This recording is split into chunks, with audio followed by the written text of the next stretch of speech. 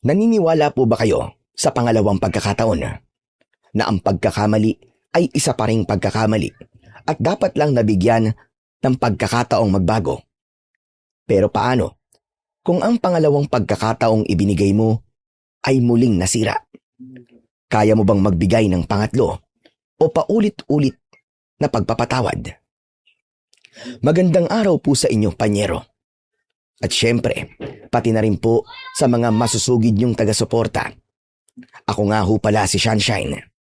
Bilang isang ina, handa kong isakripisyo ang lahat kahit pa ang sarili kong kaligayahan. Kaya sinubukan kong paulit-ulit na pinatawad ang asawa ko para lang maging buo ang pamilya namin. Pero ang hindi ko alam, sa kabila pala ng pagpapatawad kong yun, ay ang masakit na karanasan ng mga anak ko na pilit kong pinoprotektahan. At ito ang aking kwento. Fanyero Stories.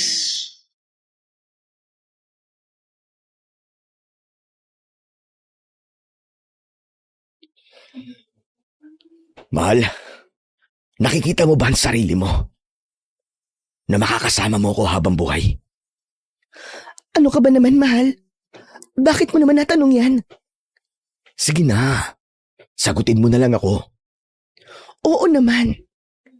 Mahal kita. Kaya pinapangarap ko na rin na makasama ka habang buhay. Kung gano'n, ano pang hinihintay natin? E di, magpakasal na tayo.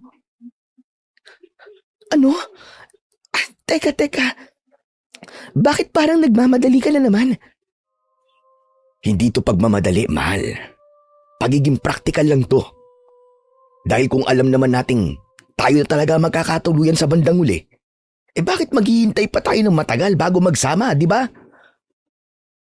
Mahal, hindi kaya masyado ka lang nagpapadalos-dalos? Mahal, pinag-isipan ko na itong Mahal, pinag-isipan ko na itong maigi. Kaya sige na, magpakasal na tayo, mahal. Please. Ay, nako. Siya, sige na nga. Basta, maging responsable ka lang sa lahat ng oras, ha? Magiging maayos ang relasyon nating dalawa. Hindi ko alam kung paano nagsimulang magkaproblema ang lahat, panyero. Basta nung una, mahal na mahal talaga namin ang isa't isa. Nung una, maayos naman ang buhay namin. Maayos ang trabaho niya at maayos siyang magbigay ng pera. Pero ang problema lang, hindi niya ako tinutulungan sa mga gawaing bahay. Ano ba to? Napakakalat naman ng bahay. Buong araw ka bang hindi nagwalis?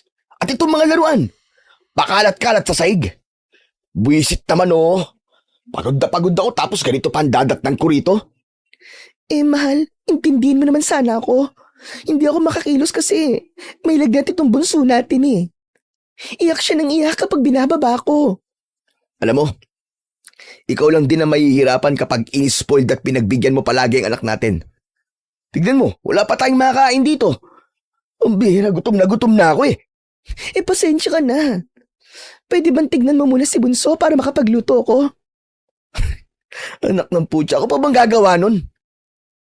Sige na. Ano pa bang magagawa ko? Iwan mo na lang sa kuna yan. Di pa marunong tumakbo yan. Hindi ko mapigilang sumama ang loob. Nang sigaw-sigawan ako ni Raul. Ito ang unang pagkakataon na hindi ako nakapag-asikaso sa bahay dahil hindi talaga nagpapababa ang bunso naming anak. Iba kasi ang ugali niya sa mga nauna niyang kapatid. Mas iyakin siya, lalo na kapag merong sakit. Habang nagluluto ako ng makakain namin, inasahan kong babantayan ni Raul ang baby namin. Pero imbis na ganun ang mangyari, habang naggigisa ko ng ulam, halos mapatid ang litid ng anak namin sa kakaiyak. Pero hindi niya pa rin pinapansin. Raul, ano ka ba? Pakikarga naman ng bata. Hindi ko pwedeng iwanan itong niluluto ko. Ay nako, pabayaan mo siya. Kaya nasasanay na magpakarga yan eh. Pero sinasanay mong kada iyak karga. Ano ka ba naman, Raul? Hindi mo ba naiintindihan? May sakit ang bata. Kaya yan yan iyak ng iyak dahil masama ang pakiramdam niya. Hindi dahil nag-iinarte lang. Paano yan? Hanggang sa paglaki niyan, palagi pa rin dapat masunod ang gusto porque may sakit. Aba, mahirap lang tayo, Sunshine. Hindi natin pwedeng sundin lahat ng gusto ng batang yan. Raul, 2 buwan pa lang ang bunso natin, pambihira ka naman. Ano ba pinagsasabi mo? May isip na ba yan? Pabayaan mo kasi siyang umiyak. Tapusin mo na yung punyetang niluluto mo't gutom na ako. Wala akong nagawa, kundi ang kargahin ang bunso namin habang nagluluto ako ng ulam. Umiiyak ko yung pinagsabay, ni wala man lang siyang pakialam. Alam ko naman na pagod nga rin talaga siya. Pero kung iisipin naman, pagod din naman ako. Hindi nga lang ako nakakapagdala ng pera sa bahay namin, pero napapagod din ako. Lalo na at 4 ang mga anak namin. Nagpatuloy ang ganong klaseng pagtrato sa akin ni Raul Panyero. Sa paglipas ng mga araw, naging normal lang sa akin ang lahat. Lola Vicky, Lola, pasensya na po kayo. Alam ko pong hindi pa kami nakakabayad ng utang. Pero pwede po ba ako makautang muna ng 1 kilong bigas at 2 noodles? Ay, nako. Ang haba na ng listahan nyo eh. May balance pa nga kayo nung nakaraang linggo. Pasensya na po talaga, Lola Vicky. Hindi pa po kasi umuwi si Raul eh. Wala po talagang makakain ng mga bata. Kanina pa nga po naghahanap ng makakain. Nako, sweldo niya na ba ngayon? Opo. Ayun nga pong inaasahan kong ipambabayad po sa inyo. Ano pa ang ibabayad ng asawa mo? Ipinambili na kanina ng alak kasama ang mga barkada niya. Siguradong nasa bahay na naman sila ni Tunyeng. Di ko naman alam na hindi pala umuwi sa inyo. Abay, sira ulo talaga ang asawa mo ngayon. Sige ho, pupuntahan ko na lang po muna siya sa bahay nila Tunying. Teka. Nagdala mo ang batang yan. Sasay, lasing na yon. Dahil kanina pa sila nakabili ng alak. O siya, sige na. Pauutangin na kita ng 1 kilong bigas at noodles. Pero bayaran mo kagad pag nagkapera ka na, hane. Huwag mo nang puntahan ng asawa mo ron sa inuman at baka mamaya pag-initang ka pa doon. Sige po, Lola. Maraming salamat po talaga at pasensya na rin. Ay, sige na. O, heto.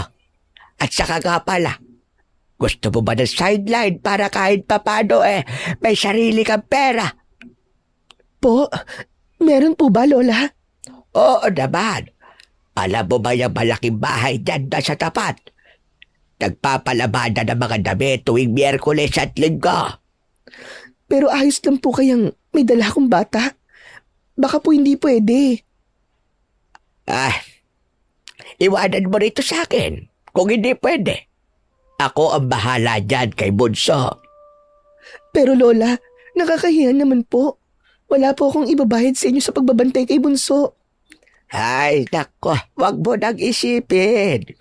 Mas matutuwa pa ako kapag may maibabayad ka na sa akin sa mga kinukuha mo rito sa tindahan ko. Wala sa akin ang mag-alaga ng bata. At saka, namimiss ko na rin namang mag-alaga ng bata. Malaki na kasi ang mga apo ko. Sige po, Lola Vicky. Naku, maraming salamat po talaga. Kailangan ko po talagang kumita dahil kulang na kulang po ang binibigay sa akin ni Raul. Paano hindi magkukulang? Alam ng 4 na mga anak may bisyo pa. Kahit hindi ako sigurado kung kakayanin ko bang maglabandera kahit na 1 taong gulang pa lang ang bunso ko, minabuti kong pumayag at subukan na rin. Nag-uumpisa na rin kasing lumaki ang mga utang namin dahil hindi na sumasapat ang perang ibinibigay ni Raul sa akin. 4 na ang anak namin, pero magkano lang ang kanyang binibigay. Nang dumating ang Miyerkules, ipinaiwan ko nga kay Lola Vicky si Bunso at naglabada na ako. Nagustuhan ng may-ari ang paglalaba ko, kaya naman bukod sa sahod, binigyan niya ako ng mga pinaglumaang damit ng mga anak niya at tip na rin para daw umulit ako ng paglalaba sa kanya. Lola Vicky, nandito na po ako. natapos ka na pala sa paglalaba. Ang bilis ah. Kumusta pala ang amo mo roon? Mabait ba siya? Opo, Lola. Mabait nga po siya. Binigyan pa nga po ako ng mga branded na pinaglumaan ng mga anak niya. Naku, matutuwa ang mga anak ko nito. Tapos binigyan din niya ako ng tip para umulit daw ako sa paglalaba. Talaga ba? Sabi ko sa'yo, mabait yun at mapagbigay. Lola Vicky, siya nga po pala. Heto po, ito na po ang bayad ko sa utang ko sa inyo. Aba, wow! First time ito. First time na mabubuo ang bayad mo sa akin. Dahil din po yan sa inyo, Lola. Kung hindi niyo po ako inirekomenda doon, hindi po ako kikita ng malaki. May tip pa nga po ako eh. Ayan, kaya magpakabait ka lang at galingan mo sa paglalaba para pagkatiwalaan ka ng amo mo. Opo, Lola. Si Bunso po pala, kumusta? Ayon, nakikipaglaro sa mga apo ko. Masaya naman siya.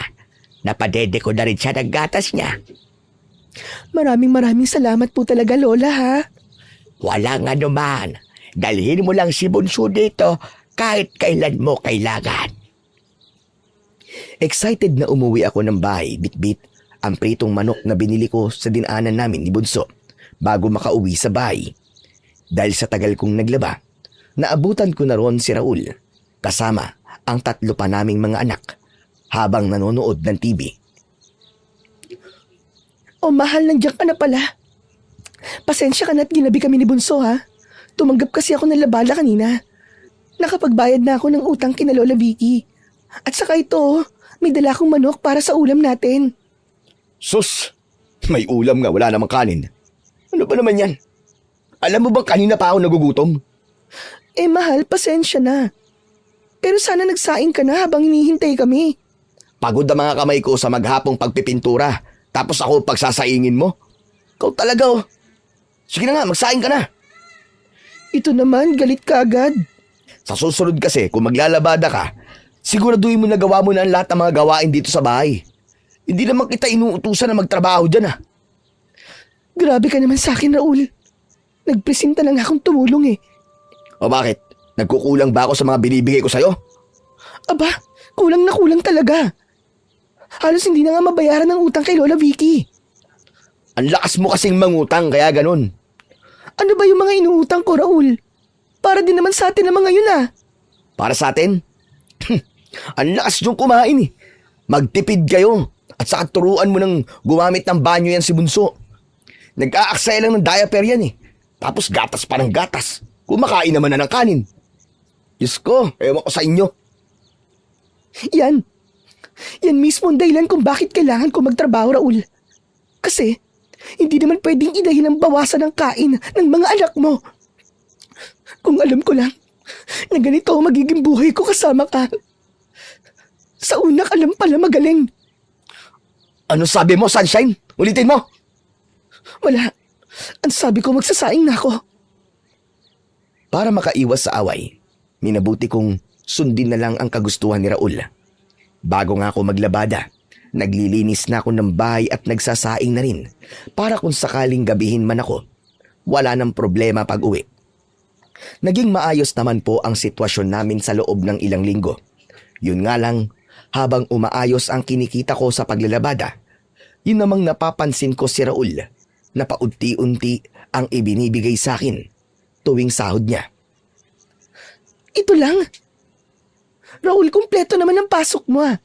May overtime ka pa nga eh. Paano nangyaring ito lang? Kailangan nating magbayad sa upa ng bahay. Di ba may kinikita ka naman sa paglalabada? Wala ka ba na itatabi doon? Wala. Pambili ko lang ng gatas at diaper yun. At saka pambaon-baon ng mga bata. Minsan pambili ng ulam. Ano kasi? Nagbayad ako ng utang sa katrabaho ko. Nangutang ka? Pero bakit? Saan naman ginastos yung inutang mo? Kailangan ba talaga nakabantay ka sa lahat ng napupuntahan ng sahod ko? Pambira naman, Sunshine, no? Ano ka ba naman? Napakaipit mo naman sa akin. Para saan pa't naging mag-asawa tayo, Raul? Umamin ka. May tinatago ka ba sa akin? Wala! Ayos ka! Natututo ka na maghinala, ah. Basta nagkautang ako tapos wag mo nang tanungin kung bakit. Paano to? Kukulangin ako ng pambayad sa bahay. Humingi ka na lang muna ng palugit. Papayag naman siguro yun. Sa susunod magsabi ka sa akin kung may pinagkakautangan ka. Hindi yung ganito na nabibigla na lang ako na may utang ka na pala. Oo na. Sobra ka. Bantay ka ng bantay sa kita ko. Bumagabag sa isip ko ang tungkol sa naging utang ni Raul. Hindi ko talaga maintindihan, Panyero, kung paano nangyaring nagkaroon siya ng utang. Hindi ko maisip kung saan niya pwedeng dinala ang pera dahil wala naman siyang ibinibigay sa akin. Kapag may mga emergency pa nga na kailangang bayaran, kadalasang hindi naman niya ginagawa ng paraan. Ako pa rin palagi ang naghahanap ng mauutangan. Pagdating sa tindahan ni Lola Vicky, nahihiya pa talaga akong makiusap sa kanya. Yung may-ari kasi ng bahay namin, mahirap pakiusapan sa bayad sa upa. Pero si Lola Vicky, kayang pakiusapan. Lola Vicky, pasensya na po kayo Pero pwede po ba akong makiusap na magbabalance po ako ngayong linggo? Kasi kulang po ang binigay sa akin ni Raul. Kailangan naming magbayad sa upa ng bahay. Pasensya na po talaga kayo, Lola Vicky. O sige, wala problema. Matagal-tagal na rin naman simula nung huli kang nag-balance dito sa tindahan ko. Nagka-problema ba? Hindi ko nga rin po alam, Lola. Nagulat na lang po ako nang maliit lang po ang binigay sa akin ni Raul. Ang dahilan niya po sa akin, may binayaran po siyang utang. Hindi ko naman po alam kung anong utang ang sinasabi niya. Ay nako, yan na nga ba ang sinasabi ko? Alam niya kasing kumikita ka na, kaya naisip niya sigurong liitan lang ang bigay niya sa'yo. Yun nga rin po ang iniisip ko, Lola. Ay nako, si Raul talaga, kahit kailan. Pero Sunshine, wala ka ba talagang alam? Po? Wala pong alam saan. Wala, basta higpitan mo yung si Raul. Kasi baka babaya gumagawa na pala ng kalokohan yan, kaya maliit na lang ang ibinibigay sa iyo. Alam kong may ibig ipahiwatig si Lola Vicky, pero hindi lang niya sinasabi sa akin dahil alam niya na masasaktan ako, Panyero. Kaya imbis na si Lola Vicky ang tanungin ko, nagsimula kong paghinalaan si Raul. Pinansin ko ang mga kinikilos niya. Kung dati, tuwing uuwi siya ng bahay, TV ang pinagkakaabalahan niya. Ngayon, ay madalas na siyang may katek sa cellphone. Madalas din siyang mag-overtime sa trabaho, pero palaging maliit lang ang binibigay sa akin. Hanggang sa isang araw, Panyero, tuluyan ko ngang natuklasan ang dahilan kung bakit siya nagkakaganon. Walang iya ka, Raul! Walang iya ka! Ano itong mga nabasa kong text, ha? Ano to? Ano yan? Bakit ka nakikialam ng cellphone ko? Akin na nga yan. Hindi ko ibabalik sa ito hanggat hindi mo sinasagot ang tanong ko. Akin na sabi yan Hindi tama na nakikialam ka ng gamit na may gamit, ha? Kaya ba maliit na lang ang binibigay mong pera sa amin, ha? Kahit na panay ang overtime mo? Kaya ba palagi kang nakatutok sa cellphone mo? Dahil may kabit ka? Ano ba, Sunshine? Akin na sabi ang cellphone ko Ayun ang cellphone mo. Hayop ka. Lumayas ka sa pamamahay na to. Ano? Ba't ako lalayas? Bahay ko rin to, Tumira ka dun sa kabit mo. Hayop na to. Grabe ka. Hindi ko akalain na magagawa mo sa akin to sa kabila ng 4 na anak natin. Napakawalang iya mo. Alam mo ba kung bakit ako nambababae, ha? Kasi palagi mo akong dinadahilan na pagod ka. Hindi mo ako binibigyan ng oras. Puro ka trabaho, trabaho, trabaho, alaga ng bata at kung ano-ano pa.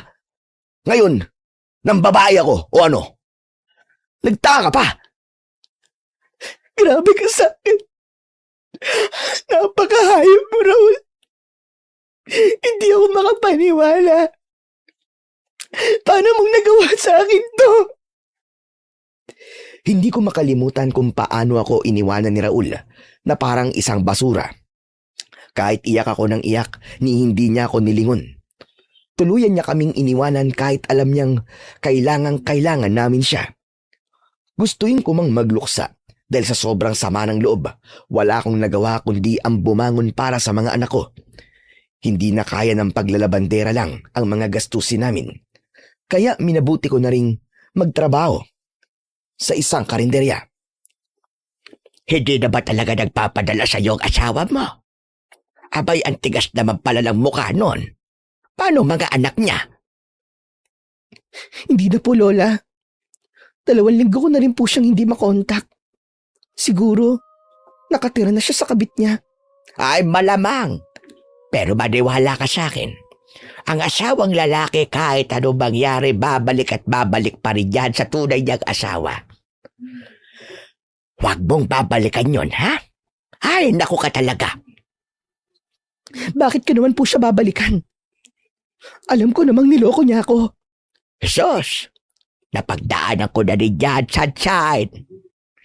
Kaya alam ko na mapapatawad mo pa rin siya kapag ang mga anak mo ang gagamitin ng sangkalan. Kaya kailangan tigasan mo ang puso mo pagdating sa kanya. Hindi ko na po siya babalikan, no? Ano siya, Hilo? Grabing sakit ang ginawa niya sa akin. Pero kailangan ko pong tiisin dahil may mga anak kami. Grabe, napakahirap po pala, Lola Vicky. Ang hirap magpanggap na ayos ka lang kahit ang totoo ay wasak ka na. Ganon talaga ang pagiging ina at sunshine. Kaakibat talaga niyan ang pagiging matatag. Tiniis ko ang 1 buwang walang sustento galing kay Raul. Bukod pa ron, ang pagod ko at ang sama ng loob sa kanya. Masasabi kong napakahirap, pero unti-unti akong bumangon, panyero. Kaya lang, kung kailan naman unti-unti nang humuhupa ang sakit na nararamdaman ko, doon naman biglang bumalik si Raul. Hindi ko inaasahan na bigla siyang darating, bit-bit ang napakaraming pasalubong para sa mga anak. Nang makita siya ng mga ito, tuwang-tuwa sila. Sabik na sabik sa kanilang ama. Mga anak! Kumusta kayo, ha? Mahal. Huwag mo akong tinatawag na mahal, Raul. Anong ginagawa mo rito? Hindi ba't naghiwalay na tayo? Mahal naman. Pag-usapan naman natin to. Pag-usapan? 1 buwan nang nakalipas. Ano ba ang kailangan natin pag-usapan? Pinalipas ko lang talagang 1 buwan para kahit papano. Lumamig na ang mga ulo natin pareho. Pinalipas ang 1 buwan? O naghiwalay na kayo? Ha? Kaya bumalik ka ngayon dito? Mahal, hindi naman tayo dating ganito, ha. Sadyang di lang tayo nagkaunawaan. Pakinggan mo muna ako, please. Anong dapat kong pakinggan sa'yo, Raul? Diyos ko, kung nagpapadala ka sana ng sustento para sa mga anak mo, maniniwala pa ako sa'yo eh. Pero hindi. 1 buwan mo akong hinayaang kumayod na mag-isa. 1 buwan akong halos mabaliw-baliw kung paano ko sabay naaalagaan ang mga bata at magtatrabaho para sa kanila. Alam mo ba, ha? Kung gaano kahirap yun. Mahal, pasensya na talaga. Pero huwag kang mag-alala. Tanggapin mo lang ulit ako at magbabago na talaga ako. Na-realize ko na lahat ng mga pagkakamali ko, mahal. Hindi dapat kita niloko dahil lang nangungulila ako sa'yo. Mahal na mahal kita eh. Nangangako ko. Hindi na mauulit. Tsaka diba, nangako tayo sa simbahan sa harap ng Diyos na sa hirap at ginawa magsasama tayo. Bakit? Sinamahan mo ba ako sa hirap? Alam ko. Kaya nga nandito na ako ngayon para humingi ng tawad sa'yo eh. Shine, mahal na mahal kita, maniwala ka. Yung mga bata, tignan mo. Nakita mo kung gano'n sila kasaya nung makita ako. Sana naman ganun ka rin. Sana mapatawad mo ko. Sa ngayon, hindi ko pa kayang patawarin ka, Raul. Pasensya na. Kahit ipagtulakan ko pa si Raul paalis ng bahay namin, wala akong magawa. Bukod sa gusto niyang manatili, umiiyak din ang mga bata nung pinapaalis ko siya. Kaya wala akong nagawa kundi ang payagan na lang siyang tumira sa bahay. Pero sa kabila nun, hindi kami nag-uusap.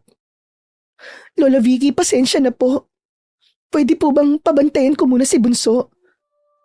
Maglalaba lang po muna ako ngayong kina Madam. Ay nako, wala problema. O siya, akin na si Bunso. At saka, ito po pala yung bayad ko sa balance ko dyan. Nagdagdag nga rin po ko dyan. Nako, hindi ka na dapat mag-abala. Hayaan mo na. Huwag mo nang dagdagan. Hindi po, ayos lang po. Tanggapin niyo na po, Lola. O sige. Sino ba naman ako para hindi tanggapin ang grasya? Siya nga pala. Nagbalik ka kay Diraol. Naku, hindi po. Sos, anong hindi? Nakita ko nga siya kanina dumaan dito at bumili ng sigarilyo. Nakatira lang po siya sa bahay namin. Pero hindi po kami magkasundo. Siguro, naghiwalay lang sila ng kabit niya. Kaya no choice na siya kundi ang umuwi sa amin. Sinasabi ko na sa'yo, iha. Babalik at babalik pa rin yan. Babalik nga po. Pero hindi na babalik yung dating kami. Tumira siya sa bahay. Basta't hindi siya magpapakabuhay-hari. Ay nako, ngayon pinatira mo ulit siya sa bahay nyo. Imposibleng hindi kayo magkabati. Maniwala ka sa akin, Sunshine, iha. Konting himas-himas lang yan sa'yo.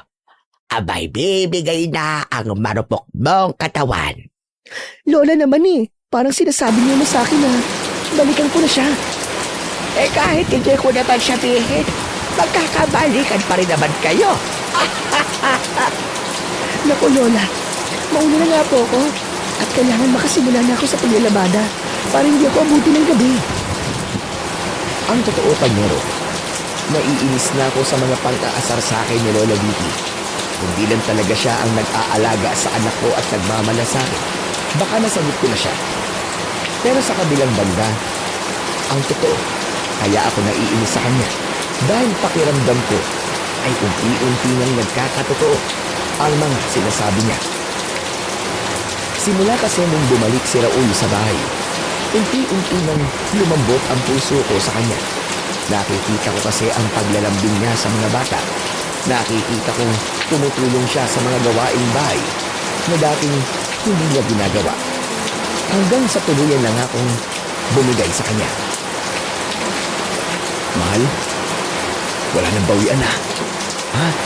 Pati na tayo ha. Nakipagkasundo lang ako sa'yo para sa mga bata. Pero aminin mo, mahal mo pa rin ako, di ba? Hindi ka na ba mambababae ulit? Ibibigay mo na sa akin ang buong sweldo mo. Oo, ano wala ka sa akin? Magbabago na ako para sa pamilya natin. Shine, mahal na mahal kita. Nagkamali lang ako pero pangako, magbabago na talaga ako. Swerte ka. Umasa ako sa pagbabagong ipinangako niya. Bagay na ibinigay niya sa akin sa loob ng ilang buwan. Pero bumalik din siya sa pagiging tamad sa gawaing bahay at pagbabantay ng mga bata. Tiniis ko na lang yung Panyero. Inisip ko na ang importante kahit papano ay malaki na ang binibigay niyang pera para sa pamilya namin. Pero isang araw, mahal, nandito na ako. Ay, mabuti naman nandiyan ka na. Kadarating ko lang din galing sa karinderya. Kaya ka na muna dyan. Kapag naluto na ang ulam at kanin, kakain na tayo. Mahal, siya nga pala. May hindi magandang balita ako. Ha? Ano yun? Tungkol saan? Mahal, huwag ka sanang huwag ka sanang mabibigla. Nawalan kasi akong ng trabaho Nagbawas sila ng trabador dahil daw medyo nalulugi na ang kumpanya. Wala akong nagawa. Kasama ako sa mga tinanggal. Aba? Naku, paano kaya yan? Papasok na ang pangatlong anak natin sa eskwelahan sa susunod na pasukan. Paano na mga gastusin natin? Huwag ka mag-alala. Maghahanap naman ako ng trabaho Sabi ni Victor, May alam daw siyang pwede kong pasukan. Hihintayin ko ang tawag niya. Makakapasok din kagad ako sa trabaho, huwag ka mag-alala. O sige. Di bale, ang importante may trabaho na ako sa karinderya. Mag-i-extra na lang din ako bilang labandera. Mahal, salamat sa pag-iintindi sa akin, ha. Salamat talaga. Nung una, wala namang problema sa akin ang nawalan siya ng trabaho. Ang nasa isip ko, madali lang siyang makakahanap ng kapalit, pero dumaan na ang isa. Hanggang 2 linggo, hanggang sa naging 1 buwan na, pero wala pa rin nangyayari. Hindi siya nagkaroon ng trabaho, tulad ng inaasahan ko. Isang araw, habang pagod na pagod ako galing sa paglalabada, gutom na rin ako. Inaasahan ko na pagdating ko ng bahay ay makakakain na ako at makakapagpahinga. Pero sa halip, iba ang naabutan ko, panyero. Naabutan ko si Raul na pakuya-kuya-kuy pa ang paa habang nanonood ng telebisyon. Mahal, nandito na ako. Oh, mahal! Naku, salamat naman at nakarating ka na. Gutom na ang mga anak mo. Ba't ba ang tagal mong umuwi? Umextra kasi ako ng labada para may pagdagdag tayo sa pambayad ng kuryente. Ah, ganun ba? O sige na, magsaing ka na ng kanin natin. May pera ka ba dyan, mahal? Bili ka na rin ng ulam. Teka, ano? Hindi pa kinakapagsaing? Malamang, wala ka pa eh.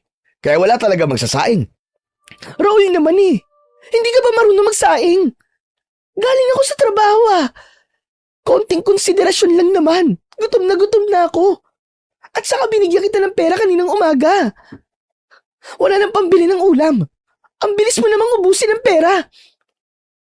Ano ka ba naman, Sunshine? Ilan ba ang anak mo? Siyempre kailangan namin kumain ng kumain. Konti lang ang bahaw. Kaya bumili kami ng kanin at ulam sa karinderya. Naubos nga lang yun sa tanghalian eh. Hindi na nga kami nagmeriende. May bigas naman dyan ah. Bakit di ka nalang nagsaing? Napamahal ka pa sa ginawa mo eh. At saka tingnan mo, napakakalat ng bahay. Hindi ka man lang nagwawalis. Ewan ko sa'yo. Napakatamad mo. Naririnig mo ba sarili mo, ha, Sunshine? Ako ang dapat gumawa ng mga yan? Bilang asawang babae, ikaw ang dapat na gumagawa niyan. Dapat sa umaga, magsaing ka na bago umalis. Magluto ka na rin ng ulam. Para hindi na kami bibili sa karinderya. Yang pagwawalis, hindi mo ba magagawa yan ngayon? Aba, napakasimple lang yan. Tapos nagre-reklamo ka. Simple? Pagod ako, Raul. Pagod ako magtrabaho habang ikaw dito. Panood-nood lang ng TV. Hindi ka ba nahihiya, ha? Ikaw ang dapat nagtatrabaho.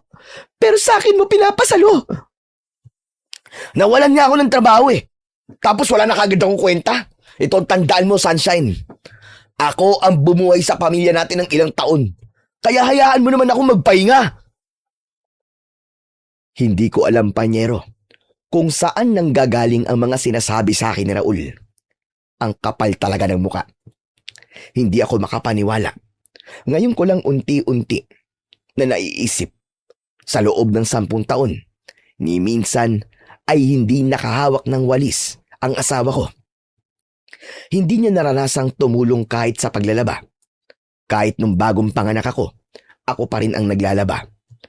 Nagawa niya man yun nung nagkahiwalay kami at nagbalikan. Napakasaglit lang at bumalik din sa dati. Palibasa, iniisip ko kasi na obligasyon ko yun bilang ina at asawa. Kaya kahit na pagod na ako galing sa trabaho, pinilit kong mag-adjust sa bago naming sitwasyon. Sa umaga pa lang, nagsasaing na ako ng kanin at nagluluto ng ulam. Habang ang tamad na si Raul, walang ibang ginagawa kundi ang humilata at manood ng TV. Mahal, napapansin kong gabing-gabi ka na kong umuwi ah. Halos di na tayo nagtatagpo. Palagi ka na naman pagod. Paano hindi ako gagabihin? Palagi ako nag-overtime sa karinderya. Alam mo naman 24 oras ang bukas ni Aling Tikang, di ba? Bakit ba kasi kailangan pang pumasok ng 24 oras? Diyos ko naman, oh. Hindi mo kakayaman yan. Hindi mo ba talaga naiisip kung bakit, ha, Raul? Kailangan kumpulan yung kita na nawala sa pamilya natin. Kailan ka ba kasi mag-a-apply ng trabaho? Nag-a-apply naman ako hindi pa nga lang talaga pinapalad na matanggap. Ah, talaga? Nag-a-apply ka ng trabaho? O naghihintay kang isama ka ni Victor sa trabaho? Magkaiba kasi yun, Raul. Parehas lang yun. Basta huwag ka masyadong magmadali. Tara, mahal. Tulog na tayo sa kwarto. Matagal-tagal na rin simula nung huli. Nanggigigil na ako sa'yo Pasensya na, Raul. Pero bukod kasi sa pagod ako, kailangan ko pa maghugas ng pinggan. Grabe. Hindi ba pwedeng bukas na lang yung mga hugasin? Sige na. Anong-ano na ako Huhugasan mo ba kung bukas na lang? Hindi naman, di ba? Bunyeta naman yan, Huwag na nga. Nawalan na ako ng gana. Sige, bahala ka. Magsama kayo ng mga hugasan mo. Nang gabing yon, umiiyak na naghugas ako ng pinggan dahil sa pinaghalong pisikal at mental na pagod. Gusto ko nang makawala sa ganong sitwasyon. Gusto ko nang magpahinga. Pero kung magpapahinga ako, sino ang magpapakain sa mga anak ko? Sino ang mag-aasikaso sa kanila? Kung yung mismong ama nila ay walang pakialam at irresponsable. Ay hala, anong oras na? Bakit ba kasi tinanghali ako ng gising? Hindi pa ako nakakapagsaing at nakakapagluto ng ulam. Buboy, anong ginagawa mo dyan? Nay, gising na po pala kayo. Nagsaing na po ako ng kanin at nagluto na rin po ako ng itlog at tuyo para po sa almusal natin. Kain na po kayo. Pero, paano ka nakapagluto? 10 taon ka pa lang Saka, hindi naman kita tinuruang magluto. Nay, ilang beses ko na pong pinagpapraktisan ng pagluluto. Pinapanood ko rin po kayo habang nagsasaing kayo at nagluluto. Nagtanong din po kay Lola Vicky at tinuruan niya naman po ako. Alam ko po kasi na pagod na po kayo sa trabaho Huwag po kayong mag-alala. Tuturuan ko rin po ang mga kapatid ko na maglinis ng bahay. Buboy, anak. Nay, bakit po kayo umiiyak? Naku. Kasi naman, ngayon ko lang napansin na malaki ka na pala talaga. Hindi ka na baby. O siya, kumain na tayo ng almusal para makapasok ka na sa eskwelahan. Gisingin mo na mga kapatid mo. Sige na. Sige po, Nay. Kahit papano, nabawasan ang pagod ko.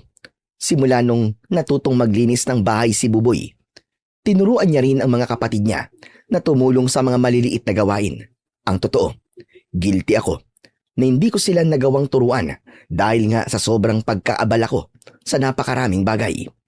Ayoko rin silang obligahin dahil alam ko ang hirap nung bata pa ako. Ako ang panganay, kaya ako ang gumagawa ng mga gawaing bahay nung bata pa ako. Hindi ko akalain na responsable ang panganay ko para kusang tumulong. Aba, himala yata. Hindi ka mukhang pagod na pagod ngayong araw Halata po ba, Lola Vicky? Kasi po, nagpresenta po ang panganay kong anak na tulungan ako maglinis ng bahay. Di ba? Ang bait-bait po ng anak ko. Oo nga, babait nga talaga ang anak mo. Mabuti na lang kamo at hindi nagmana sa mister mong batugan at irresponsable. Hayaan niyo na po. Huwag niyo na pong ipaalala. At naiinis lang po talaga ako. Pinapaalala ko sa iyo para maisip mo kung anong nangyayari sa buhay mo. Aba, Sunshine, ikaw ang nagpapakain sa asawa mo. Pagkatapos hindi ka man lang tinutulungan sa mga gawaing bahay. Sabi niya kasi, maghahanap din daw siya ng trabaho. Ngayon pa, nakaya mo naman siyang sustentuhan. Nako, imposible yan, Sunshine. Maniwala ka sa akin. Kalaunan, ikaw ang argabyado dyan. Ano naman pong gagawin ko, Lola Vicky? Hindi ko naman po siya mapipilit. Kasi hindi mo pinipilit. Marami kang pwedeng magawa, Sunshine. Hindi mo lang pinipilit dahil pagod ka na sa away ninyong dalawa. Huwag mo lang sanang hintayin na magkasakit ka pa sa sobrang pagod bago mo mapagtanto na hindi talaga mahalaga ang lalaking yan. Kahit tatay pa siya ng mga anak mo. Dahil sa mga sinabi ni Lola Vicky sa akin, unti-unti kong napagtantong mali ang ginagawa sa akin ni Raul, na hindi niya dapat ako pinahihirapan ng ganito. Kaya kahit pagod na akong makipagtalo kay Raul, Pinilit kong ipamuka sa kanya ang mga pagkukulang niya. Mano po, Nay? Kaawaan ka ng Diyos, anak. Nakapagsaing ka na ba? Opo, Nay. Kaya lang po, wala po tayong ulam eh. Ha? Bakit naman? Paano wala? Binigyan ko ang tatay mo ng pera. Yun nga po, Nay eh. Umalis siya kanina, ang sabi po niya sa amin, bibili ng ulam pero ilang oras na po kasi ang nakalipas, hindi pa rin po bumabalik. Ay nako, ang tatay mo talaga. Kailan ba siya magbabago? Diyos ko naman. Paano po yan, Nay? Gutom na po mga kapatid ko. Akong bahala. Bibili na lang ako sa karinderya. Ang importante may kanin na tayo. La la la la. Mahal. Oh, nandiyan ka na pala. Hoy, Buboy. Nakapagluto ka na ba ng kanin, ha? Kailangan kumain ng nanay mo at pagod na pagod yan. Oo, nakapagluto na po siya, senyor. Pero walang ulam dahil nasa iyo ang perang pambili. Nasaan ang pera? Ay.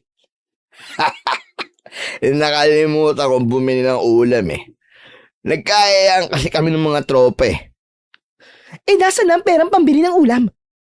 Alam nga naman wala akong ambag sa inuman. Aba yun, nakakaya yun.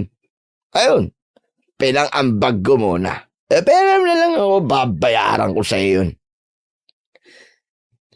Hindi ko na pinatapos si Raul sa pagsasalita at marahas ko na siyang sinampal sa pisngi. Kitang-kita ko kung paano siya nagulat sa ginawa ko. Ito ang unang pagkakataon na nagawa ko yun sa kanya dahil sa sobrang galit ko. Kahit nung nambabae siya at sobrang sama ng loob ko sa kanya, hindi ko siya nasaktan. Pero ngayon, panyero, ibang klaseng galit na ang nararamdaman ko para sa kanya. Bakit mo ako sinampal, ha? Punong-puno na ako sa iyo, Raul. Hindi na tama ang ginagawa mo sa amin ng mga anak mo. Anong hindi na tama? Ha? Nagpakasaya lang naman ako, Sunshine. Porque ba wala akong trabaho, bawal na ako magpakasaya? Grabe ka naman sa akin. Raul, araw-araw akong kumakayod para sa pamilya natin. Araw-araw wala akong pahinga. Kung di pa nagkusang tumulong si Buboy, hindi pa ako makakaranas ng pahinga. Sa tingin mo ba, ha? Sa tingin mo ba? Nakakapagsaya pa ako. Sus! Miserable na ang buhay mo. Ha? Gusto mo pang maging miserable ang buhay ko? Ano to? Mag-asawang miserable? Hindi nakakatawa, Raul. Hindi to aray, ang sakit. Nay, ano po nangyayari sa inyo? Sus! Nag-iinarte lang yung nanay mo. Ugali niya kapag galit eh. Kunwari may masakit para maawa ko sa kanya. Hoy, hindi na ako maaawa sa'yo, no? Tay, parang hindi po nagkukunwari si nanay. Nay! Nay! Yun na ang huling narinig kong salita bago ko nawalan ng malay. Nang magmulat ako ng mga mata, nasa ospital na ako katabi si Lola Vicky na halatang nag-aalala sa akin. Sunshine, Diyos ko, babagin langit. Sa wakas at nagising ka na rin. Lola Vicky, ano pong nangyari sa akin? Nawalan ka ng malay habang nakikipag-away ka kay Raul. Yun ang sabi sa akin ng anak mo si Boboy. Ayaw ka pa sanang dali ng asawa mo sa ospital dahil wala daw kayong pera. Napakawalang kwenta talaga ng asawa mong yon. Kung hindi kita isinugod sa ospital, baka hindi na lamang may sakit ka na pala sa puso. Ho? Ano pong ibig niyong sabihin? Ay, Sunshine, ang sabi ng doktor, masyado ka ng stress at pagod. Overpatig ang dahilan kung bakit ka hinimatay. Mag-ingat-ingat ka na rin sa mga kinakain at bawasan mo ang stress dahil barado ang puso mo. Barado po? Di ba yun po yung dahil sa mataas na kolesterol? Oo, tama ka. Ngayon ko lang nalaman. Nakasama pala ang stress kaya nagkakaroon ng mataas na kolesterol. Pero wag kang mag-alala. Hindi ka pa naman ooperahan. May maliit pang daluyan ng dugo ang ugat mo sa puso kaya kailangan mo lang ng gamot. Yun nga lang, 3 buwan na gamutan. Hindi kaya mahal ang mga gamot niyan, Lola? Ano ka ba namang babae ka? Kahit mahal ang gamutan, kailangan mo pa rin magpagamot. Saan naman po kaya ako kukuha ng pera? Saan pa? Di sa pagpapalayas mo yan sa asawa mo. Palamunin mo lang naman yung asawa mo Hindi pa nakakatulong sa bahay. Palayasin mo na para magkaroon ka ng pambili ng gamot. Sa tingin niyo po ba basta-basta na lang siyang aalis kapag sinabi ko? Nagsumbong na ako sa barangay. Pag uwi mo ng bahay, malamang napupuntahan na kayo sa bahay. I-interviewin ka kung talagang inaabuso ka ng asawa mo. Hindi naman po niya ako inaabuso, Lola Vicky. Ha? Talaga? Hindi pa ba pang-aabuso yang nagkasakit ka na sa sobrang stress mo sa kanya? Sad side, iha. Kailan mo ba pipiliting imulat ang mga mata mo? Kapag ba nahihirapan ka ng dumilat? Pero Lola Vicky, Maniwala ka sa akin, iya.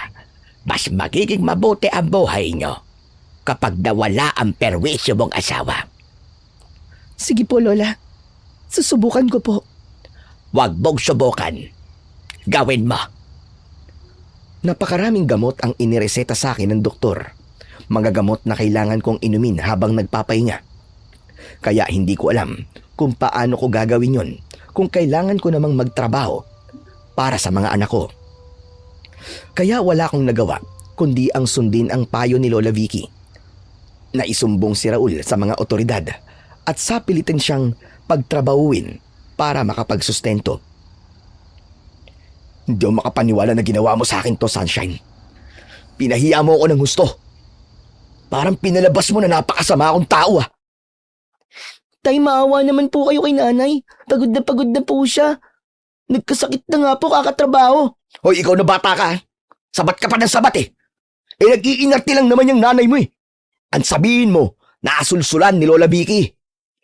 Huwag mong idamay si Lola Vicky dito. O bakit? Totoo naman Ngayon magtatrabaho na ako. Magpakasasa ka sa perang kikitain ko, ha? Baka naman magreklamo ka pa niyan. Buisit. Makaalis na nga. Nay, ayos lang po ba kayo? Baka mamaya manikip na naman po ang dibdib nyo. Ayos lang ako, anak. Sanay naman ako sa mga sinasabi ng tatay mo Nay, sa tingin ko po mas mabuti kung paalisin na lang po natin si tatay dito sa bahay. Ha? Pero bakit naman, anak? Kung dahil po sa stress, kaya po kayo nagkakaganyan at si tatay po ang stress nyo, di dapat paalisin nyo na lang po siya. Kasi nai-stress ka po sa kanya Baka po may matay na naman kayo ulit tulad nung nangyari sa inyo nung nakaraang linggo. Nay, ayaw po naming nakikita kayong nagkakaganon. Ay nako, hayaan mo anak. Ang sabi naman ng barangay, bigyan ko raw muna ng pag-asa ang tatay mo na kahit papano ay makabawi sa atin. Pero kapag ganyan pa rin siya at paulit-ulit pa rin nagbibigay ng stress sa akin, magsasabi tayo uli sa barangay. Nay, alam ko po na iniisip niyo lang po ang kapakanan namin magkakapatid na ayaw niyo pong maging broken family po tayo. Pero ayaw din po namin na lagi po kayong nag-aaway. Mga bata pa kayo. Hindi niyo pa naiintindihan ng lahat. Hindi pa nga po naiintindihan ng mga kapatid ko ang nangyayari. Pero alam ko po na masakit na makita kayong palaging nag-aaway. Kahit bata pa po ako, alam ko po yun, Nay. Anak, pasensya na kayo. Hindi ko na alam ang sasabihin ko. Hindi ko na alam. Hindi ko alam na ganyan pala ang nararamdaman mo, anak. Nay, gusto ko lang po ng masayang buhay. Yung palagi po tayong masaya kahit pagod at kulang sa pera. Nung maliit pa po ako, saglit ko po yung naranasan. Pero habang dumadami kami magkakapatid, napapansin ko po na parang nagiging malungkot na po tayo. Dahil palagi na lang pong galit si tatay. Palagi na lang po kayo nag-aaway. Nabag ang puso ko sa lahat ng mga narinig ko mula kay Buboy. Hindi ako makapaniwala na sa murang edad niya. Kaya niya nang sabihin ang lahat ng nararamdaman niya. Napakasakit para sa akin bilang ina niya. Ang sakit panoorin kung gaano siya nasasaktan. Kaya naman, buong araw kong pinag-isipan ang mga sinabi sa akin ni Buboy. Naisip ko na kailangan ko na talagang kausapin ng masinsinan si Raul. Pero sa tuwing sinusubukan ko siyang kausapin, palagi niyang sinasabing pagod siya. Palagi niyang katwiran na kung mag-uusap kami, tsak na mauuwi lang din sa away. Kaya nanahimik na muna ako hanggang sa maging handa kami pareho. Pero inabot na naman ang buwan. Hindi pa rin kami nakakapag-usap. Lola Vicky, ano pong ginagawa niyo rito? Kinukumusta lang kita, Iya. Kumusta ang pakiramdam mo? Ayos lang naman po ko, Lola. Sa tingin ko nga po, pwede na po ako magtrabaho ulit. Ay, nako, ikaw talaga. Hindi ka rin talaga mapakali kapag wala kang trabaho, ano? Opo, Lola Nakakabagot din po kasi dito sa bahay. Gusto ko pong makaipon kahit papano. Paano kung bumalik na naman ang pagpapasaway ng asawa mo? Hindi naman po siguro, Lola. Ilang linggo na rin naman siyang nakakapagbigay ng matino. Magandang nakuha niyang trabaho bilang gwardya. Mas regular po ang kita. Ay, nako, sana ka. Ang mga anak mo, kumusta naman? Ayun po, nakausap ko po si Buboy at gusto po niyang makipag-iwalay na lang ako sa tatay niya. Pero Lola Vicky, ang hirap po kasi. Ano bang mahirap, Sunshine? Mahirap ba dahil mahal mo pa siya? Opo, sa kabila po ng lahat ng pagkakamali niya sa akin, mahal ko pa rin po siya. Pero iniisip ko rin po mga bata. Huling pagkakataon na lang sana, Sunshine, Iya. Kapag may ginawa pang kalokohan niyang asawa mo, mamamagitan na talaga ka sa inyo. Alam kong wala akong karapatang makialam dahil hindi naman tayo magkakaano-ano. Pero Iya, ako na halos ang tumayong lola mo. Hawang-awa na ako sa iyo. Hindi ko alam kung ano ang kayang gawin ni Lola Vicky kapag may nagawa pang pagkakamali si Raul. Pero ramdam ko ang pagkaseryoso niya. Alam kong tototohanin niya yon. Pero hindi ko naisip na talagang magkakamali pa rin si Raul. Sa loob ng 2 buwan panyero, bukod sa malamig na pakikitungo niya sa akin, wala na siyang ibang ginawang mali. Hanggang sa bigla na lang siyang hindi umuwi ng bahay. Ang dahilan niya, sinasalo niya ang duty ng nag-resign na katrabaho niya. Pero alam kong may kakaiba, lalo na at ganun pa rin ang sahod niyang ibinibigay sa akin. Hindi nagtataas, kaya naman nagsimula na akong maghinala.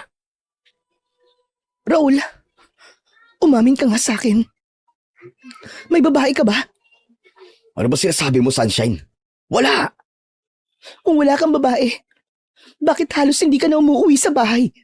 At bakit pareho lang din ang sinasahod mo? Bakit ka pa nag-o-overtime sa trabaho kung hindi ka naman pala sumasahod ng mas malaki? Saan mo na naman narinig yung mga yan, ha? Kay Lola Vicky na naman, ano? Huwag kang maniniwala sa matandang yun. Hindi yung balam na ang usap-usapan ay mangkukulam daw yun. Sinisira lang niyang buhay natin. Walang kinalaman si Lola Vicky dito. Bakit di mo nalang sagutin ang tanong ko sa'yo? Anak ng putya naman, oh. Wala nga akong babae, bakit ba ang kulit-kulit mo? Magtatanong ka tapos kapag sinagot kita, magagalit ka. Ang lakas din naman talaga ng tama mo, no?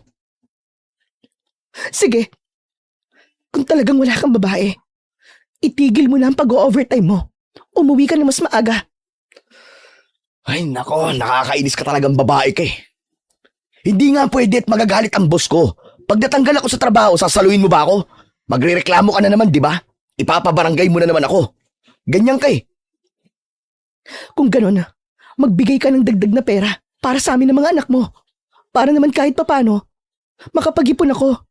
Hindi yung sumasapat lang sa lahat ng pang-araw-araw na gastusin natin. Bakit ba napaka-ambisyosa mo, Sunshine? Sapat na lahat ng yan. Sobra pa nga eh. Makontento ka sa anong kaya kong ibigay sa'yo. Hindi ba pwedeng magkaroon naman ako ng sarili kong pera para pambili ng mga gusto ko? Buisit ka. Porque may kapit ka sa barangay, ginaganyan mo ko. Hindi na ako nakapagsalita, Papanyero. Pakiramdam ko kasi, kahit na anong tanong ko sa kanya, hindi siya magsasabi ng totoo. Kaya mas mabuti pang ako na lang mismo ang umalam sa sekreto niya. Kaya nung oras na pauwi na dapat siya pero nagpaalam na mag-o-overtime, Kagad akong nagpunta sa pinagtatrabahuan niyang mall. Pero sa halip na overtime ang naabutan ko, nakita ko siyang nakabihis na. Isang babae ang naghihintay sa kanya. Nakangiti at napakaganda. Malayong malayo sa itsura kong losyang at halos hindi makabili ng kahit na sabong papaya. Nagliyab ang matinding galit sa dibdib ko, panyero. Sobrang sama ng loob ko, kaya hindi ko na napigilan ang sarili ko at sinugod ko na sila. Wala na akong pakialam kahit maraming tao pa ang nakakakita. Anong ibig sabihin nito, Raul, ha? Ang sabi mo sa akin, mag-o-overtime ka. Ang sabi mo sa akin, wala kang babae. Yung pala meron. Walang hiya ka. Ano ka ba naman, Sunshine? Nakakaiya ka. Tumigil ka na nga. Huwag ka rito mag-iskandalo. At saan ako mag-ieskandalo, ha? Saan ko ilalabas lahat ng sama ng loob ko? At ikaw naman babae ka. Alam mo bang may asawa ng lalaking yan? Hindi lang asawa, may 4 na anak pa. Sunshine, tama na. Ikaw talaga kahit kailan ka. Nakakaya ang pag-uugali mo. Itikom mo nga yung bibig mo. Pakiusap lang. Hindi ako titikom, Raul. Galit na galit ako sa'yo. Hayop ka. Kung galit ka sa akin, huwag mo na siyang idamay. Wala siyang kinalaman dito, Sunshine. Anong walang kinalaman? Imposibleng hindi niya alam na may asawa at anak ka. Ang kapal ng mukha mo. Nakikihati ka pa sa amin ng mga anak ko. Sunshine, sinabi ng tama na eh. Yan ang nababagay sa'yo. Paano mo ako nagawan sampalin sa harap ng maraming tao? Nang dahil lang sa babaeng yan. Tanga ka, Sunshine. Tanga ka kasi, kaya kita sinampal. Oo, may ibang babae ako. Kasi hindi na kita mahal. Pinagtitiisan na lang kita dahil lang sa mga bata. Pero ikaw, wala na. Hindi na kita mahal. Walang iya ka. Pagkatapos kitang buhatin nung wala kang trabaho, ngayong may trabaho ka na, saka ka nagkaganyan. Napaka walang kwenta mo talaga. Tama na, Sunshine! Wala na saysay ang usapan to. Umuwi ka na. Nanlulumong umalis ako roon, lalo na at ramdam ko rin ang mabigat na tingin ng mga tao sa paligid. Alam kong tanga ang tingin nila sa akin, kaya imbis na ipilit ko pa ang sarili ko, ako na mismo ang lumayo. Iyak ako ng iyak, panyero. Hindi ko mapigilan kahit pa nakasakay na ako ng jeep at naglalakad na pabalik sa bahay. Akala ko walang may pakialam sa akin. Pero nang mapadaan ako sa tindahan ni Lola Vicky, natigilan ako. Ay, Diyos ko, Sunshine! Anong nangyari sa iyo? Bakit ka umiiyak? Magang-maga ang mga mata mo. Lola.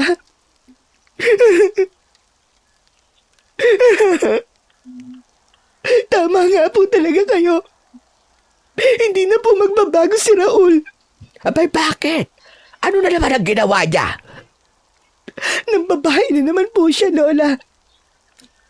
Grabe ang kapal ng mukha. Pagkatapos ko siyang buhay ng halos 1 taon dahil wala siyang trabaho, ganito lang ang gagawin niya sa akin. Nakabawi lang siya ng ilang buwan ng babae na naman. Balikan mo pa. Ay, sos, kunwari ka pa eh. Hindi ko na po talaga siya babalikan. Diring-diri na po ako sa sarili ko. Paano kung makakuha na ako ng sakit sa kanya? Eh di damay pa ang mga anak ko. Hay, Sunshine, ayan ka na naman. Gusto mo bang patunayan ko na talagang babalikan mo pa rin ang lalaking yon? Ano po? Hinahamon niyo po ba ako, Lola? Abay, oo. Hinahabon kita. Hintayin mo lang at sa loob ng ilang araw, magmamakaawa na naman niyang si Raul. Pabalik sa iyo. At kapag nagmakaawa na naman siya, sigurado kong para kang tanga na babalik sa kanya. Inaamin kong nagalit ako kay Lola Vicky sa sinabi niyang yon. Napakasakit niyang magsalita. Pero kahit na ganun, hindi ko siya sinagot ng pabalang. Umalis na lang ako at hindi na siya pinansin pa. Nung mga oras na yon, panyero, puro sama lang ng loob ang nararamdaman ko para sa kanya. Pero unti-unti ko rin namang napagtanto na baka kaya niya nasabi ang mga yon ay dahil sawang-sawa na siya na paulit-ulit na magpaalala sa akin dahil alam niyang sa kabila ng panloloko at paggawa ni Raul ng masama sa akin ay binabalikan ko pa rin. Inasahan ko nang hindi agad magpapadala ng pera si Raul simula nung mahuli ko siya. Kaya naman nagsimula na akong magtrabaho ulit. Pero ang hindi ko inaasahan ay nang biglang umuwi ulit si Raul sa bahay namin. 1 linggo lang matapos ko siyang mahuling ng bababae. Mukha siyang hinang-hina. Namumutla ang labi niya at nangingitim ang ilalim ng mga mata. Sunshine? Sunshine, mahal? Anong ginagawa mo rito? Mahal, patawarin mo sana ako sa nagawa ko sa'yo. Hindi ko kayang mabuhay nang wala ka. Sinabi mo rin sa akin yan dati, Raul. Kaya pwede ba? Umalis ka na. May sakit ako, Sunshine. 1 linggo ng palala ang sakit ko. Maawa ka naman sa akin, oh. Wala akong matutuluyan eh. Ano? May sakit ka? Eh di doon ka sa kabit mo. Akala ko ba sabi mo, hindi mo na ako mahal? O bakit ngayon nagmamakaawa ka? Mahal naman eh. Aalis ka rito o tatawag ako ng barangay? Ano? Kailan pa naging matigas ang puso mo, Sunshine? Sa loob ng ilang taon, masyadong malambot ang puso ko para sa'yo, Raul. Pero ngayon, hindi na ako papayag. Lumayas ka sa pamamahay ko! Aalis na ako. Sana, hindi ka bagabagin ng konsensya mo na ganito ang ginawa mo sa akin. Naawa talaga ako sa itsura niyang mukhang may malalang sakit. Pero alam ko na taktika lang niya ang sakit niya para maloko na naman ako. Siguradong hiniwalayan na kagad siya ng kabit niya dahil nagkasakit siya at isa pa, wala naman talaga siyang pera. Ang mga babae kasi ngayon, wais na. Puro pera na ang nasa isip kaya siguradong hindi magtatagal sa kanya ang babaeng yun. Lalo na't sinasabi niya nga na may sakit siya. Lumipas pa ang ilang linggo at hindi na natigil ang pagte-text at tawag sa akin ni Raul. Panay ang pagmamakaawa niya sa akin na tanggapin ko na raw siya dahil maski sa bahay ng mga magulang niya ayaw siyang tanggapin. Pero naging matigas ako, panyero. Hindi ako pwedeng magpatalo sa awa. Nay, nag-text po ulit si tatay sa cellphone mo. Ang sabi po pwede raw ba siyang humingi ng tulong pampacheck up po sa ospital? Nay, ano po ba talaga nangyayari kay tatay? Hayaan mo siya, anak. Huwag mong problemahin ang problema ng tatay mo. Alam mo, Nay, nakakapagtaka po kayo. Ha? Bakit naman, anak? Kasi po, parang wala na po kayong pakialam kay tatay Hindi naman po kayo ganyan dati. Anak, gusto mo ba bang magkabalikan kami ng tatay mo? Di ba ikaw ang nagsabi sa akin na maghiwalay na kami? Naku, Nay, ayoko na pong magkabalikan pa kayo. Mas gusto ko na po yung ngayon. Masaya po tayo, hindi po kagaya dati na kapag nandiyan po si tatay, parang kailangan po nating magpakabait palagi para hindi siya magalit. O di ba? Kaya hayaan mo na akong maging ganito sa tatay niyo. Dahil ayoko na talagang makipagbalikan sa kanya. Sige po, Nay, kayo po ang bahala. Kung ano pong gusto niyong gawin, susuportahan ko po kayo. Imbis na hayaan si Raul na mag-text at tumawag sa cellphone ko, minabuti kong i-block na lang ang number niya. Nang hindi ko na nare-receive ang mga mensahe galing sa kanya, mas naging payapa ang isip ko. Hanggang sa isang araw, panyero, bigla na lang akong nakatanggap ng tawag mula sa hindi ko kilalang numero. Nung una, hindi ko yun sinasagot sa pag-aakalang si Raul yun. Pero nang makatanggap ako ng text mula rito na nasa ospital daw si Raul, at ako ang nakalagay na guardian niya sa ID, kinailangan kong pumunta. Pagkarating sa ospital, nagulat ako sa itsura ni Raul, panyero. 1 buwan pa lang kaming hindi nagkikita, pero napakapayat na niya. Halos hindi ko na nga siya makilala dahil lubog na ang magkabilaan niyang pisngi. Kumbaga ay humpak na. Nangitim na ang mga mata at nanunuyo ang mga labi. Napakalaki rin ng kanyang tiyan. Diyos ko, ano nangyari sa'yo?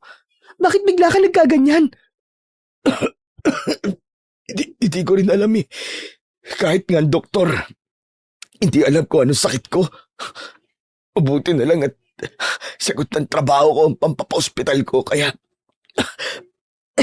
naisugod ako dito. Pero baka daw maputol na yun kapag tumagal pa ako rito. Kung walang makita ang mga doktor, bakit hindi mo subukan magpa-albularyo? At baka kinukulam ka na. Ha? Sino namang kukulam sa akin? Nagtatanong ka pa talaga. Sa sobrang sama ng ugali mo, wala kang maisip na pwedeng kumulam sa'yo? Wala akong maisip kundi ikaw lang. Dahil wala namang ibang taong pwedeng gumawa ng ganito sa akin eh. Ikaw lang ang nakasamaan ko ng loob eh. Ibig mo sabihin, sinasabi mong ipinakulam kita? Hindi ko sigurado, Sunshine. Pero kung ikaw nga, pakiusap naman. Nakikiusap ako sa'yo. Hindi na kita pipilitin na balikan ako. Magbibigay na ako ng maayos na sustento para sa mga bata. Alisin mo lang ang sakit na to sa akin para mo ng awa. Hindi ako may kagagawan niyang nangyayari sa'yo, Raul. Diyos ko, kaya hindi ka gumagaling eh. Dahil ganyan ang pag-iisip na meron ka. Dapat di na lang ako pumunta rito. Kung pagbibintangan mo lang din ako. Pasensya ka na. Desperado lang talaga akong malaman kung ano ba talaga nangyayari sa akin.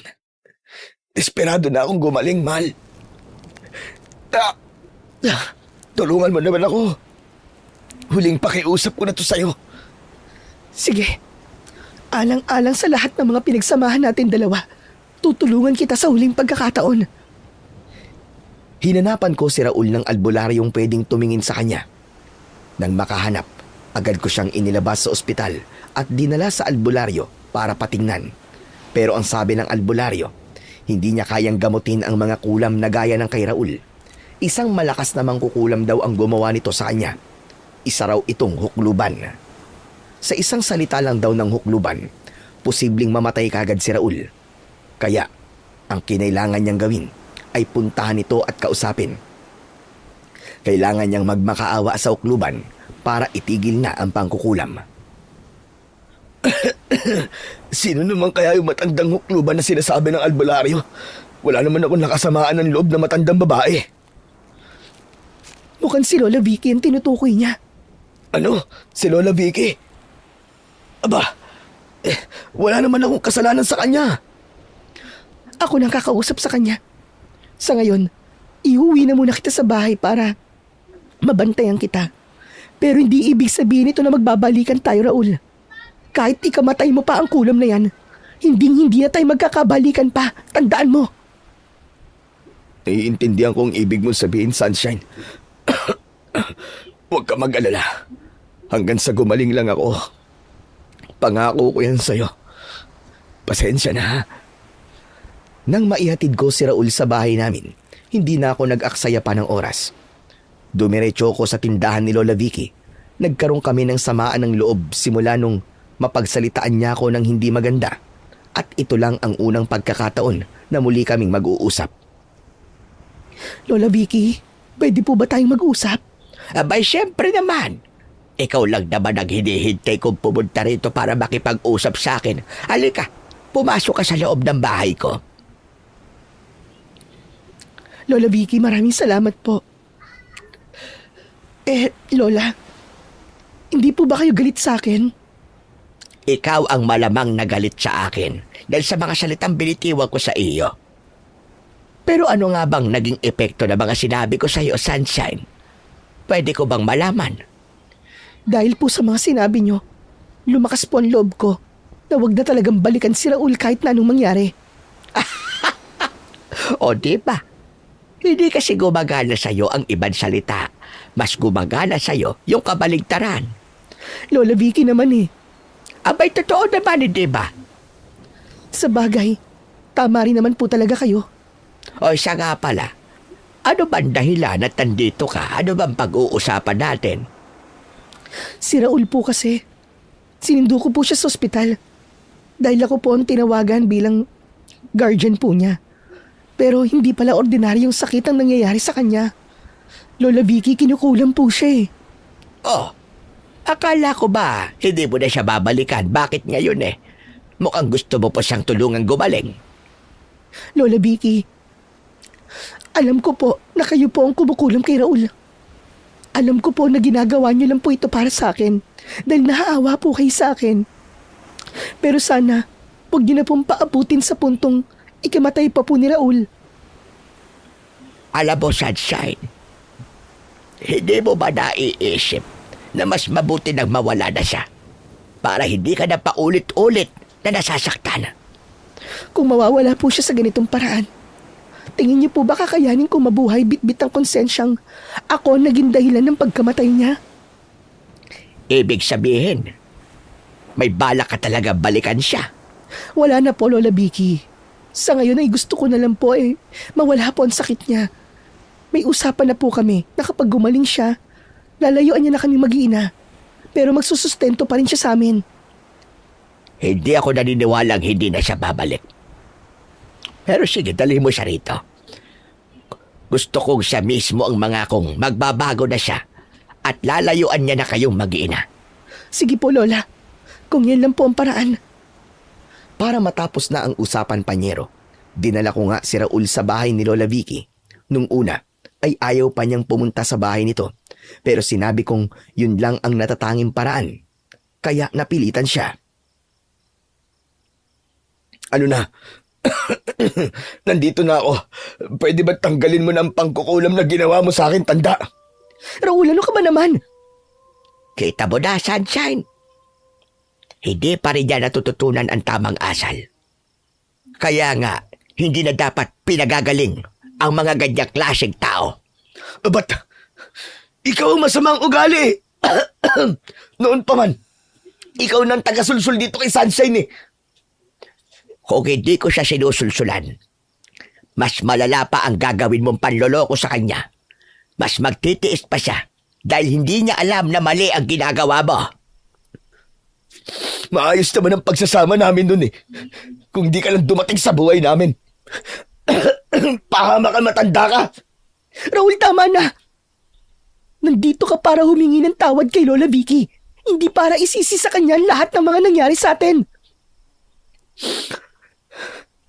Eh ano bang ginawa ko sa kanya? Wala akong ginawa sa kanya. Basta na lang niya ako kinulam.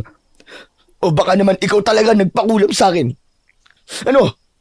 Magkasabot kayong dalawa, alam ko yun. Hindi ako papayag na alisin ang kulam sa katawan ng hambog at irresponsableng lalaking yan. Pasensya ka na, Sunshine. Pero hindi ko siya matutulungan. Ano ba, Lola Vicky? Tama naman ako. Itigil mo na to. Umalis na kayo, Sunshine. Bago ko pa dagdagan ang kulam ko sa kanya at ikamatay niya dahil sa sama ng ugali niya. Hindi! Hindi ako aalis dito. Hanggang di mo inaalis ang kulam sa akin. Ano ha? Patayin na lang kaya kita ngayon para matapos na ang pagkukulam mo sa akin. Papatayin mo ako? O di sige, patayin mo. Kung yan ang gusto mo. Ikaw na matanda ka. Huwag mo akong hinahamon na talagang makikita mo hinahanap mo. Pagalingin mo na ako! Alisin mo na tong kulam na to! Patayin mo lang ako kaysa alisin ko yan na masama ang loob ko sa'yo. Raul, tama na.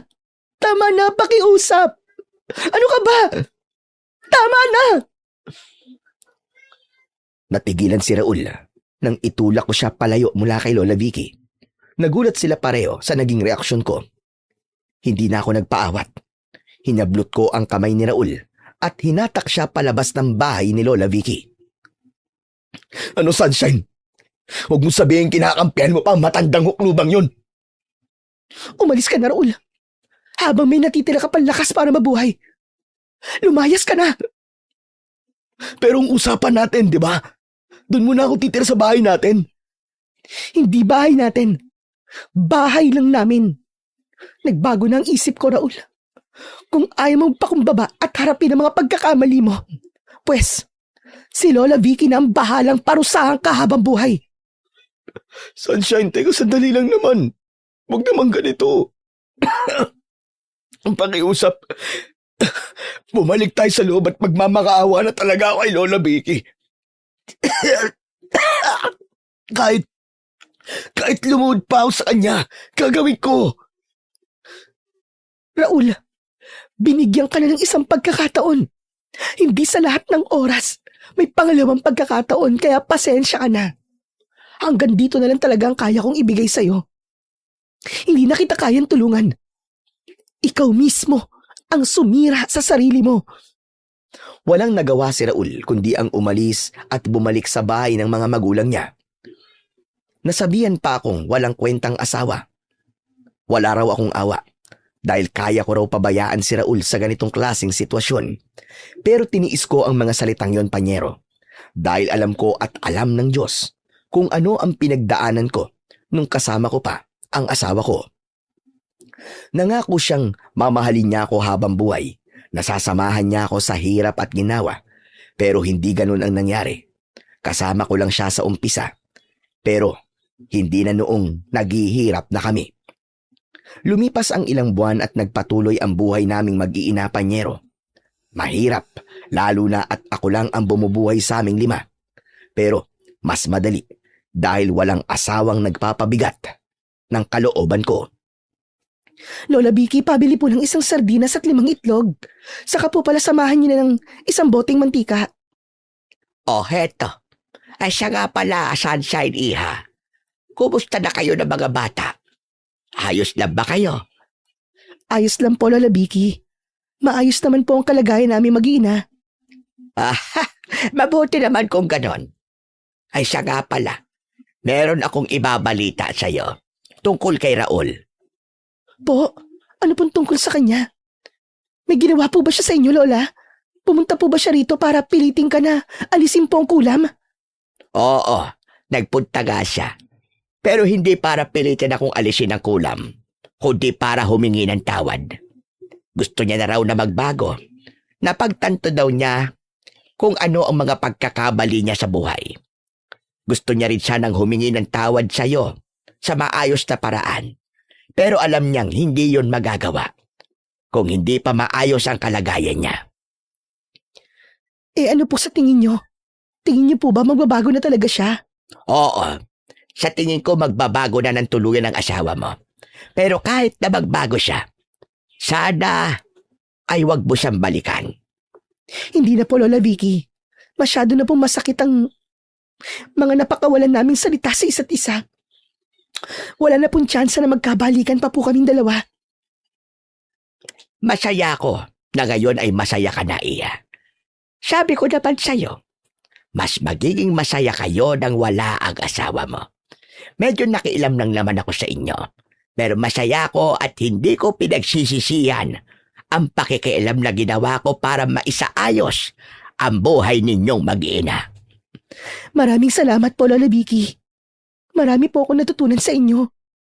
Hindi ko man kayo kadugo. Naging gabay ko naman po kayo. O siya, sige. Umuwi ka na sa inyo para makapagluto ka na ng pagkain ninyong mag-iina. Baka magkaiyakan pa tayo dito. Masaya kong malaman na sa wakas ay handa lang magbago si Raul sa kabila ng lahat ng mga pinagdaanan naming dalawa.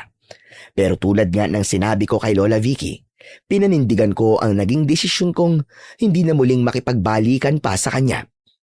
Matapos nga lang ang kalahating taon, nagulat na lang ako nang biglang kumatok si Raul sa bahay namin. May dala siyang mga pasalubong para sa mga anak namin. Para bang nakita ko na ang ganitong eksena noon. Pero sa pagkakataong ito, may iba. Ang laki na ng pinagbago ng pangangatawan mo simula nung huli tayong nagkita. Mabuti naman at gumaling ka na. Oo, Shine. Hindi madaling makabalik mula sa pagkakalugmok pero kinaya ko. Hindi lang din para sa sarili ko. Para na rin sa mga anak natin. Nagtatrabaho ka na ba ulit? Oo. Bumalik ako sa pagiging gwardya. Mabuti naman kung ganun. Shine. Hindi naman sa ano. Pero ayos lang ba kung dadalaw-dalawin ko ang mga bata kada linggo? Kung di naman ayos sa'yo, pwede ko silang ipasyal na lang sa mall para hindi tayo magkita palagi. Walang problema sa akin, Raul. Pwede kang pumunta rito sa bahay. Ako na lang siguro ang aalis kapag nandito ka. Kailangan ko rin kasi ng pahinga tuwing linggo eh. Kailangan kong magkaroon ng oras para sa sarili ko. Mabuti nga yan. Maraming salamat sa pagpayag mo, Sunshine ha. Alam kong marami akong pagkakamali bilang ama. Pero hayaan mo, pabawi ako sa kanila. Sanay na ako na palagi mo akong binibigo sa mga pangako mo. Pero sana ang mga bata, Raul, huwag mo silang biguin. Pagod na silang maghintay sa mabuting ama. Alam ko naman yun eh. Kaya nga bago ako humarap sa kanila, minabuti kong maging maayos na muna para sila mismo ang maniwalang magbabago na ang tatay nila. Panyero, kung tatanungin niyo po ako kung ano na ang nangyari sa amin matapos ang ilang taon, hindi na po talaga kami nagkabalikan pa. Minabuti naming magkaroon ng malusog na relasyon para sa mga bata at yun ay ang pagkahiwalay na aalagaan ng mga bata. Nagkaroon siya ng ibang partner habang ako naman ay single mother pero masaya. Pinili kong wag nang sumubok ulit ng relasyon dahil sa takot na baka maulit muli ang nangyari sa amin ni Raul. Kundi dahil gusto kong mahalin muna ang sarili ko at syempre ang aking mga anak na bumubuo ng aking mundo. Hanggang dito na lang po ang kwento ko. Naway may natutunan po kayo sa kwento kong ito. At sana ay wag niyo po akong gagayahin. Yung tipong kahit ilang beses na pong niloko at sinaktan, paulit-ulit pa rin nagpatawad. Muli, ako po si Sunshine at maraming salamat po sa pakikinig sa aking kwento.